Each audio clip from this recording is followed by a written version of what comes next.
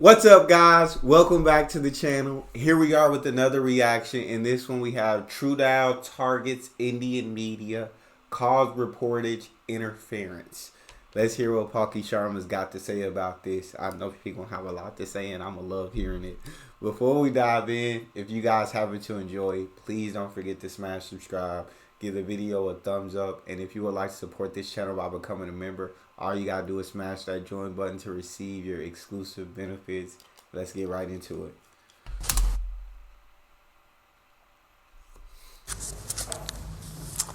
Say what you want about Justin Trudeau, but you cannot deny one thing. He believes in freedoms, like the freedom of expression or freedom of press.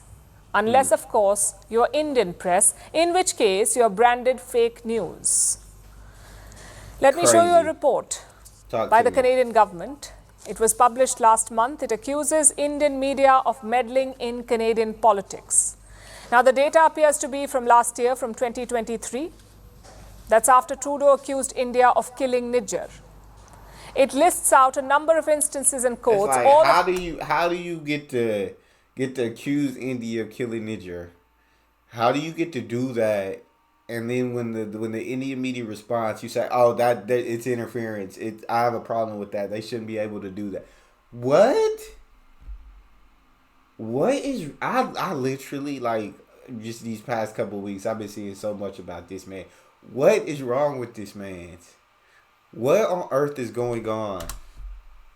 Them involving Indian media channels and commentators. And First Post has also been named in this report by the Canadian government.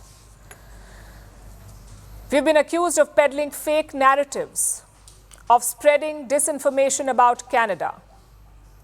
We'll get to the details in a bit. But first, listen to this part of the report. This is what it says. Some Indian outlets have more than 10 million YouTube subscribers. Canada's low subscriber numbers in comparison suggest a distinct advantage for Indian media. Is that a compliment or a complaint? Canada says Indian media outlets have more followers. As a result, we have an advantage. Well, congratulations, I guess. You have figured out maths and technology. But I love that. I love that. She's like, well, yeah, I mean, that is correct. Yeah, congrats. How long it take you to figure that maths and technologies out? Yeah, we have more YouTube users in India, so that would give us an advantage. The statistics support that. So, but now, good job, Captain Obvious. That's basically what she said. Like, well, congratulations, I guess. You have figured out maths and technology. But let's take a closer look at these so-called narratives. Apparently, Indian coverage portrayed Canadian diplomats in an unsavory light. Just true, though. Well, how unfortunate for them. God forbid someone threatens diplomats or shoots bullets at their posters or calls them terrorists. Thank you. Does any of this sound familiar to you? This is exactly what happened to Indian diplomats in Canada. Trudeau did not seem to mind that, but he opposes unsavory depictions of his own diplomats. Nope. When the shoe was on the other foot, when it was happening in Canada, free speech, right? Free speech. They can't do anything. Free speech. When it was India's diplomats, bullet holes through pictures, you see things getting burned, like pictures of them getting burned. Free speech. Threats against them. Free speech. Oh, but when they start to depict Canada in a negative light, now it's an issue. Now we got a problem. The hypocrisy be crazy to me. It be crazy to me. Let's move to complaint number 2. Indian media showed Niger as an unsavory individual. Well, first of all, someone get these guys a thesaurus. And secondly, unsavory is charitable. We have called him a terrorist and a separatist. So get your facts right. In fact, let me quote further from that report. These narratives seek to portray Niger as an individual who led a double life and discredit his role as a community leader in Surrey.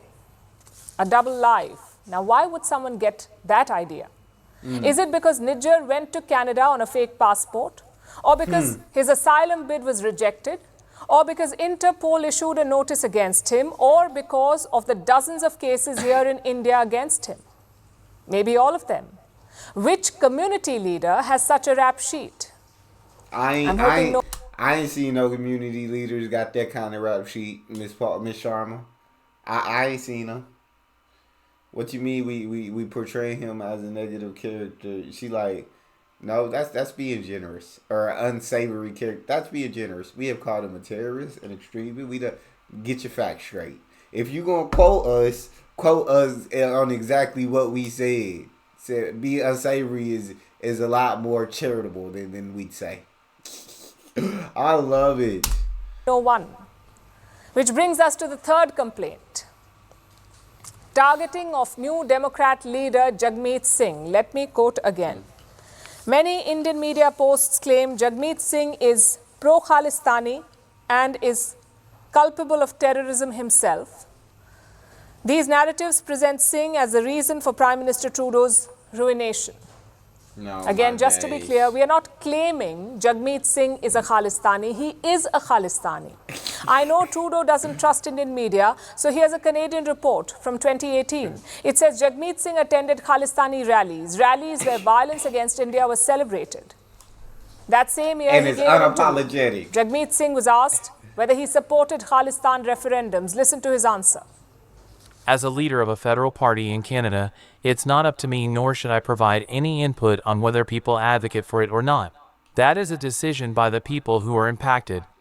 So you don't, so yeah. So you basically political talk for, yeah.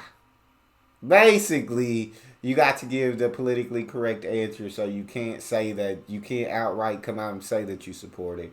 But what you did here was basically saying you don't,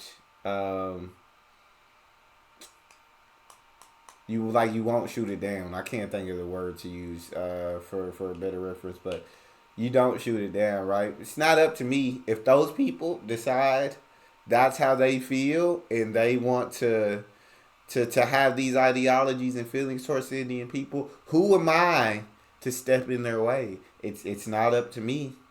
It's not my job to step in. Come on, man. Canada does not recognize these votes, nor does the government of India, but Jagmeet Singh refuses to take that position. He says it's not up to him. In another interview, he was asked about the Kanishk bombing of 1985, specifically about the mastermind, Talvinder Singh Parmar, but Jagmeet Singh refused to condemn him. He did make a U-turn many years later, but it tells you what he stood for. And now to the fourth complaint. Indian media says Trudeau invented this incident to score political points, basically vote bank politics. Bam. Fine, you don't listen to us.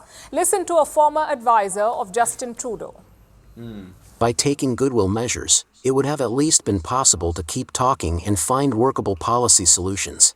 The only problem was, Mr. Trudeau did not want to lose the Sikh vote to Jagmeet Singh, so he dug in our heels. Come on now.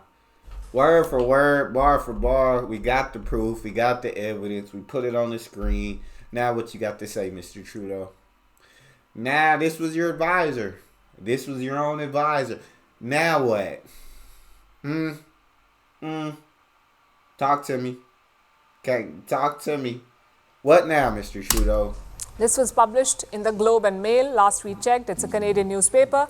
Are they also spreading fake narratives? If so, why aren't they on this list? The fact is, Justin Trudeau is shooting the messenger. Maybe some random influencers are pushing fake narratives, but the overwhelming perception is not wrong. Trudeau and his government allowed Khalistani radicals to flourish, and Hardeep Singh Nijjar was one of them. You can name-call the Indian media all you want to, but it does not change the facts. Also, just some advice for your staff. Maybe stop counting our views and subscribers on YouTube. Instead, try finding that promised evidence. That is, of course, you go. If it even exists. It don't. I love listening to Palki Sharma call people out because she does it so well. And she always bring the receipts. She always bring the evidence. She always bring, okay, you don't want to take our word for it? Well, let's look at this Canadian newspaper. I absolutely freaking love it. You don't want to take our word for it? Well, let's look at an interview 2 years back. She got the receipts. That's all we have. If you guys enjoyed, please don't forget to subscribe, give a video a thumbs up, and check out the next one. I'll see you guys next time.